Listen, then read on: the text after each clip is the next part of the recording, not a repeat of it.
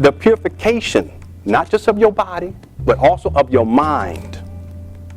Matter of fact, your mind, your words, and your actions, the purification of all these things. These three things, ladies and gentlemen, for you brothers out here. You want to turn the tide in your life, turn the lives around in your baby's life. You deal with your thoughts, your words, and your actions, and you purify them. What does that mean, by the way? That means that you become consciously aware of your thoughts. How do I think about myself? How do I think about other people? That's so beautiful too right here. Y'all three, that's beautiful. Look at that baby. Yeah, you too. That's wonderful. That's what I'm talking about. You purify your thoughts, your words, and your actions. So you become consciously aware of the quality of your thoughts. Write that down, please. Because your thoughts will dictate what you experience in your life. So if you're thinking, oh, it ain't gonna matter, I can go and live however I want to because I'm only gonna be alive until I'm 10 or 15. Some people, some young brothers, well, I'm 10 or I'm 17, I'm gonna die anyway. That will impact the quality of your life. It creates your reality. You got to deal with your thoughts. As men, let me speak to you all real quick. You got to deal with your thoughts as it relates to how you perceive women. Uh-oh. Are women just ass? Because a lot of us, we raised that way, right? You just hit them skins. That's what we used to say back in the day. I'm telling y'all, see, I can go, now do I talk like that in my home? No, but I know where I come from. And I can tell, shut your ass up, shut your ass up. I can go there. But is that what I'm presenting to my children? No, because that program is dysfunctional. So my sons, they're growing up in an environment where that's not what they receive, and that won't even be part of their reality. But I got to honor the fact that that was part of mine. It's okay. All of us, we done been traumatized, we done had stuff, we done did dumb shit that we don't even want to admit. You got to own all of it and heal all of it. And in healing, you prepare for something greater. Y'all do realize that in order to experience something greater, you got to prepare for something greater. So you got to purify your thoughts. If you're a man, you got to ask the question, how do I think about women? What are my thoughts about women? See, I'll tell you right now, I have some very high thoughts about women. Especially you see that vagina open up, you see your baby coming out, and the woman going through, my wife going through all of this just so I can be born. Or my sons can be born, which is me, right? But so that my children can be born. You see that. And you even look at the vagina a totally different way. We got another baby in the house. We got another baby in the house. All right. I'm pointing over there, the baby just walked in. Y'all get my point here? When you see that vagina opening up and you see how it has to morph in order for life to come about, and all of the pain that the woman experiences just so that life can, that means you too, you start to look at things differently, and you should begin to look at the vagina differently. And then when you see it transform, I know y'all like, is he really talking about what's on his thing? No, I'm not talking about what the notes. I'm just, okay. So when I first saw we're going somewhere with this. When I first see my son breastfeeding at my wife's breast, that's when I realized I had an epiphany. And that was that breasts are not toys for boys. Breasts are food for babies. They nice, yes. They're wonderful, they're beautiful, yes. But ultimately, what's their function? So I can have me some sexual pleasure? No. So I can grab on them? No. I mean, you can do that too. I ain't saying you ain't got to do that. I'm saying, but the function is what? Y'all know what I'm talking. Don't even try to act, y'all know what I'm talking about. Because love is love, and if you got to make love to love, then you got to love. Write that down.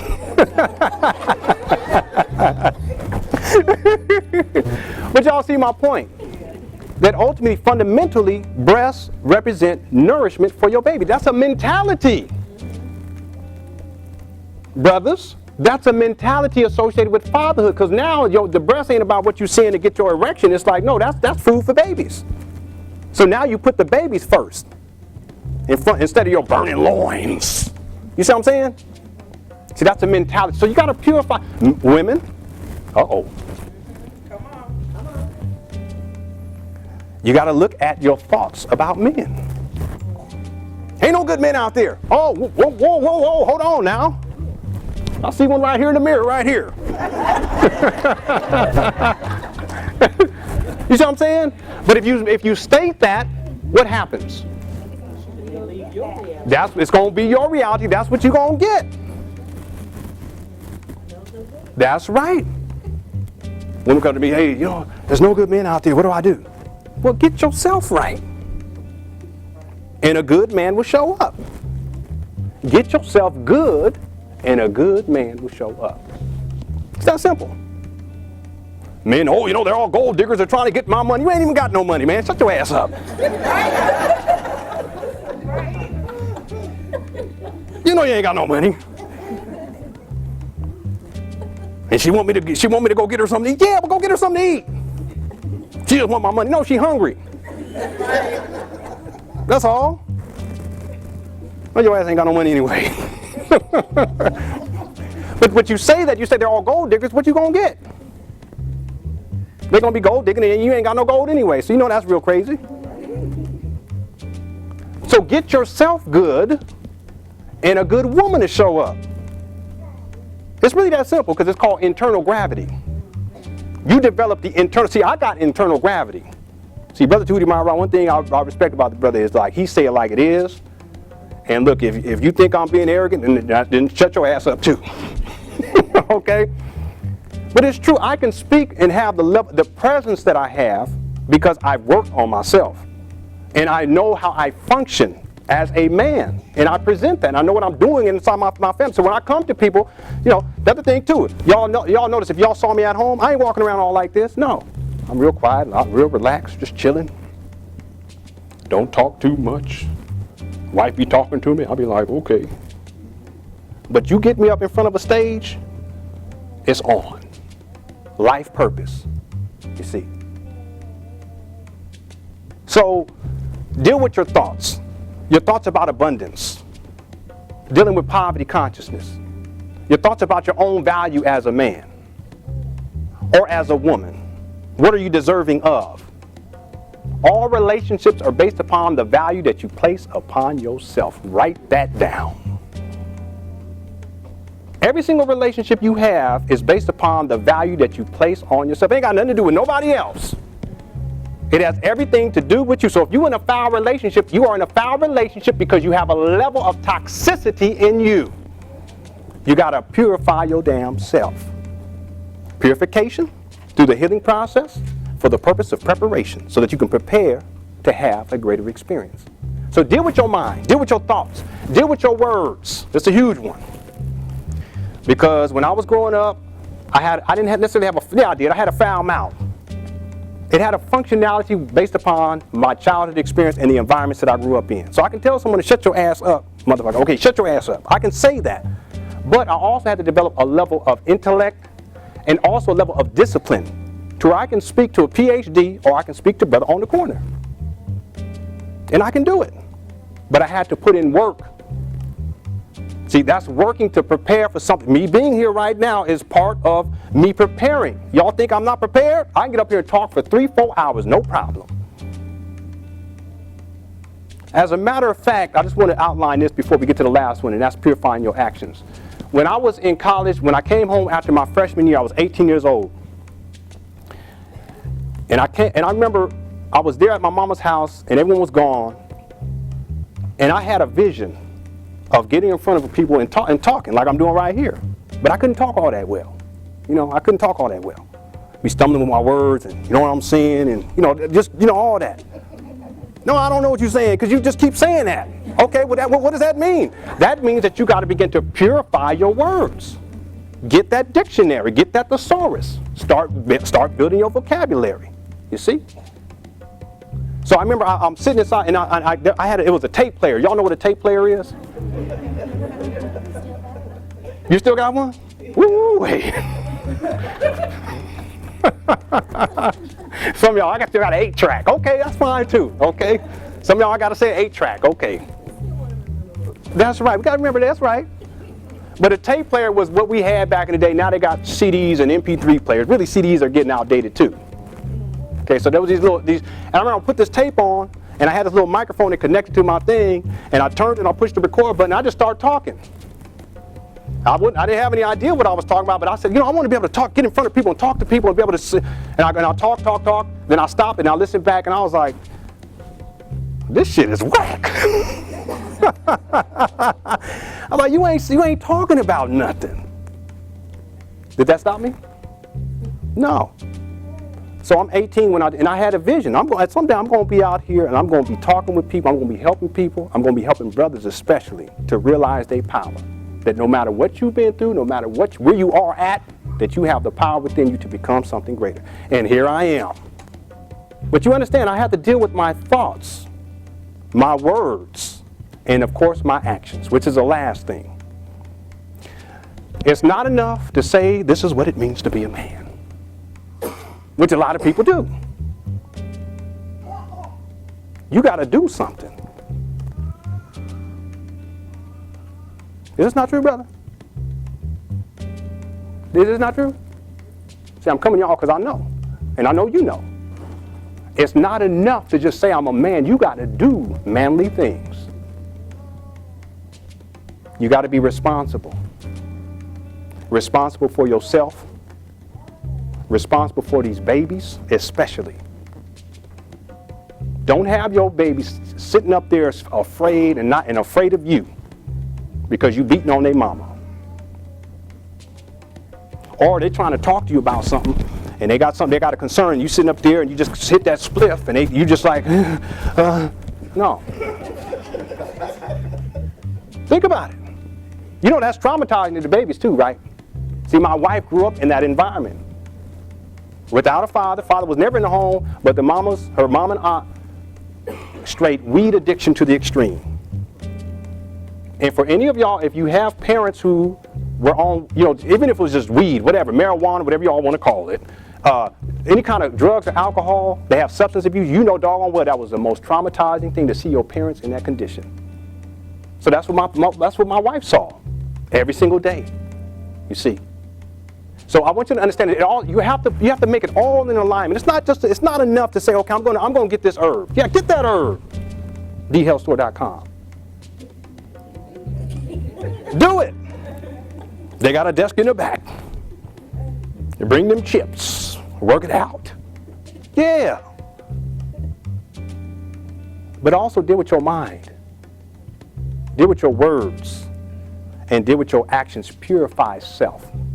What happens is that when you engage in the purification process, which is really a process of healing, you actually prepare for a greater reality. So with your bodies, you get that herb, you take that herb, you're purifying your body. But is purifying your body any different than purifying your mind? No, sir. You see? Is purifying your body any different than purifying your words? No. Because what if I got up and I was like, motherfucker, shit, ass. You know what I'm saying? Y'all remember that Richard Pryor one? Rich, he was a genius though. He was a genius, straight up. But I can't do that because I got to purify my words. You see what I'm saying? And is purifying your words any different than purifying your body? No. And is purifying your actions any different than purifying your body? No. So you got to have it all in alignment. See, and the purification of your actions is really when you begin to transform your physical reality. You understand that? Yes, sir. It's not just your thoughts. Yeah, you got to have positive thoughts. Yeah, but you better get your ass up and do something too with them positive thoughts. You got positive words. That's great, but your positive words doesn't materialize things. You got to actually do something physical to materialize something physical. I'm going to have me some babies. Okay, I'm going to think about having some babies. Are them babies coming? No.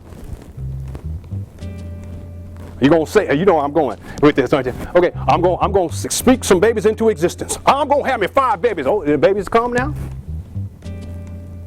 No. What's that? Oh, okay. What's that? So you've got some things to do. you got some things to do in order to make these babies come about. Something physical. What are you talking about? You got to make some love, right? See, always materialization in the physical is derived from what you do physically. But you got to have your thoughts in order, your words in order, and your actions in order. Bring them all in alignment, and you start to bring in onto the planet things. Okay? But the point being is that the purification process through healing, I think that this is what I'll end on. The healing process for me was recognizing that just because I was a traumatized child didn't mean that I could not be an honorable man.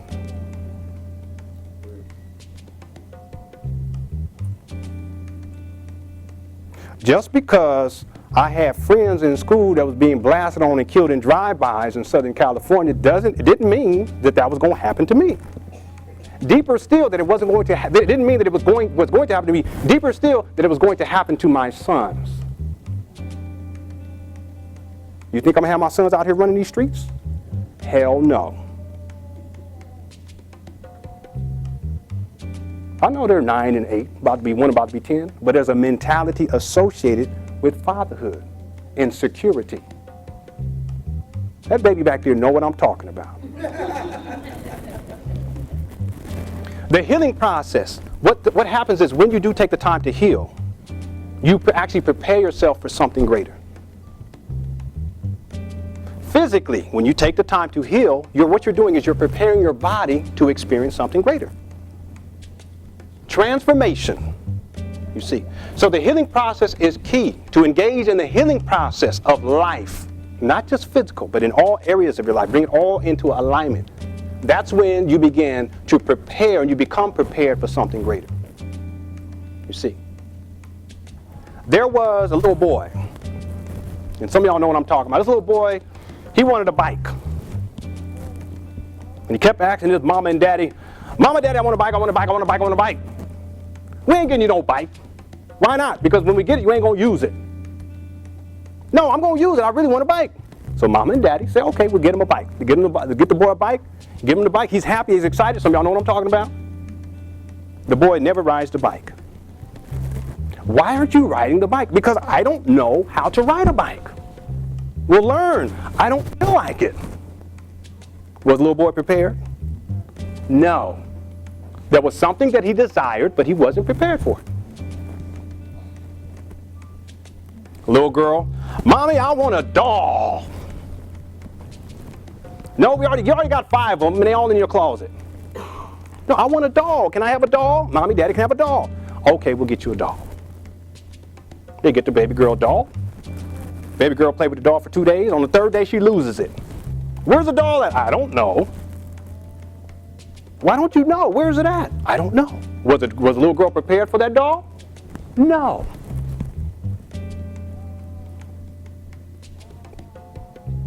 Sometimes we ask for things and we want them so badly, but we're not prepared for them. I'm going somewhere with this. I always wanted to be a good family. See me do like that? Y'all like that? Me do like that? You see, even when I was a child, with daddy crackhead, mama being abused, drugs, stuff getting stolen out of the house, lost my first job because of my dad's crack addiction. But in my mind, I said, I want to be a good father someday. And I'm prepared as hell now. I'm not perfect, but I'm prepared. There was a woman, she said, you know, I want me a positive relationship. How many of y'all know what I'm talking about? How many men up in here are looking for a positive relationship, by the way? Any men? There you go. There's 1. There's 2. See, I want to see people get together. Because I know the value of what takes place when you have positive relationships. You see? Ain't nothing like it in the world. That's right, brother right there. You know what I'm talking about. I'm not talking about a relationship. I'm talking about a positive relationship. Ain't nothing like it. You are inspired every single day. As a man, you are inspired every single day to get up off your ass and do something. See, you know what I'm talking about too. Every single day. I got a family to take care of. I got a wife to protect. I got to provide. Every single day. Ain't no time to be wasting time. Either write that one down. Ain't no time to be wasting time. Somebody remind me I said that at the end of this too, by the way, so I can put it in my quote book. I'm going to have that quote book available in about 2 weeks on LenonHonor.com. What was I talking about? What's that? Yeah, positive. Okay, so positive relationship. I can't wait till I get older, because when I get older, I'll be sitting in a rocking chair.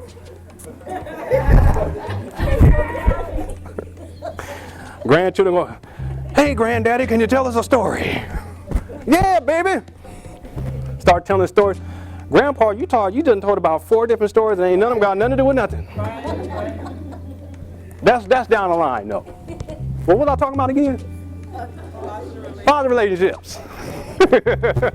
But what I'm getting at is there's a difference between being in a relationship and a positive relationship, because in a positive relationship, you are inspired every single day.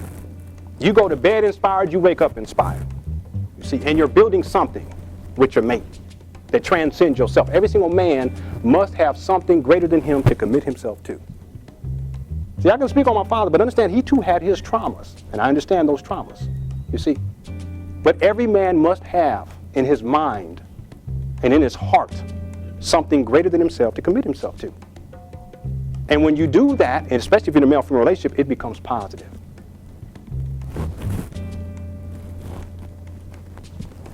Did my father teach me that? No. But I had to work on self-preparation in order to come to that truth. And I'm living it every single day. Every single day. Positive relationships. And I'll close out with this. The idea is not to simply be in a relationship, because we do that all the time. The idea is to be prepared for a positive relationship. Y'all hear me on that? It's about preparation. Because if you're not prepared, you may have it. But you will do, ultimately, what needs to be done to destroy it. It's about preparation. You know, life is really about preparation. It is about transcending the traumas, purifying self, so that you can be prepared for something greater. And then you extend that preparation on to other people, especially these babies. Because my sons, they have a life experience wherein by the age of 21, they will be functioning as men. 21. And there will be 3 wonderful young ladies who will be blessed with my sons. That's how I think.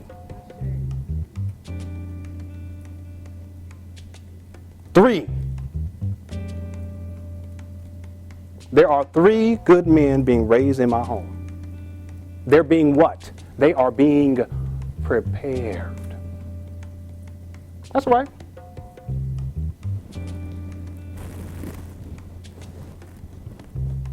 It's not an issue of whether or not you're deserving. It's an issue of whether or not you're prepared. This will say that everyone is deserving of a positive relationship.